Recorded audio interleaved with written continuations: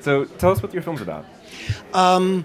It's about a family coming back together as the central character's memories are completely falling apart, and it's about a road trip with a rare collector's item, and how that holds for the central characters either the ultimate kind of redemption, which is choosing your own ending in life, or ultimate failure. And you'll have to see the movie to see which happens. Which is tonight for the first Tonight, time. yeah, Right. we premiere tonight. That's right. So, Alan, when you got a script that called for you to play a man losing his memory, you said, "That's me." Well, you know what's funny? This guy that I'm playing in this picture has trouble remembering things, and for the whole time I was playing this character, I was having a lot of trouble remembering things, and I thought, I hope I can play somebody else really soon, because I don't know where I put my keys. I couldn't go anywhere until I got another job.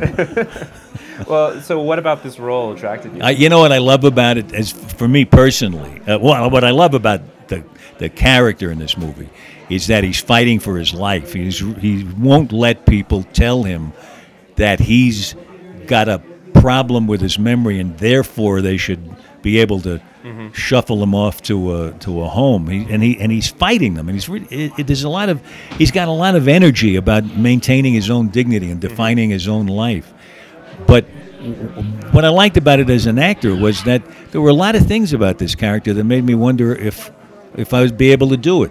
And I love that, because if it's just a little past what I think is comfortable for me, then I have to be a lot more creative, and I have to really concentrate hard. And Terry was wonderful to work with. Yeah. So that makes me excited to do something that I'm not really sure I know how to do. Right. But then when you deliver the goods, you feel like $1 million. Yeah, you know? sure. Yeah, sure. So talk about shuffling between independent movies and studio movies. I mean, what's the difference between I don't know. I haven't. I'm at this really enviable stage in my life. In fact, I envy myself, where I get to do what interests me, and I find I'm interested more in films that are small pictures that don't have to do the regular commercial stuff to get an audience, where they can be a little more interesting and a little more offbeat. So I don't really know what's going on in the big movie world. I'm not that drawn to it. Yeah, not that interested. Yeah, I mean, I see some that look really good, Right. and I think, well, why didn't I hear about that?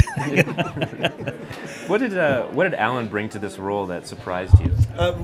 Everything he did surprised me. But the first time I met him, we met at a Italian restaurant, and I didn't really know who I was looking for, but the minute I sat down, I knew it was him. Yeah.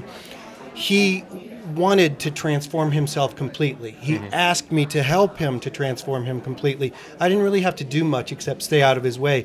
But to see the transformation from a guy who almost, forgive me, but has an iconic nature in our culture, to see him shed that completely, to see him become someone that he imagined, was really inspiring for me, and it really led the charge in terms of all of the acting, in terms of most of the directing and everything. We were led by that storyline that was being created by Alan's performance. Yeah, I mean, Alan, as being such an icon in such a fragile role, I think becomes much of a part of that movie in a way. I would imagine. But the thing is, a lot of actors don't really want to shed that ego part of them that makes them what everybody knows about them already. Yeah. Alan wanted to shed and lose that from the outset. And because he wanted to do that, my job was pretty easy. Right. Yeah. Okay. Well, thank you both for coming in. Thanks so much. Yeah. Nice to talk to you. Nice Thank talking you. to you. Bye. Thanks.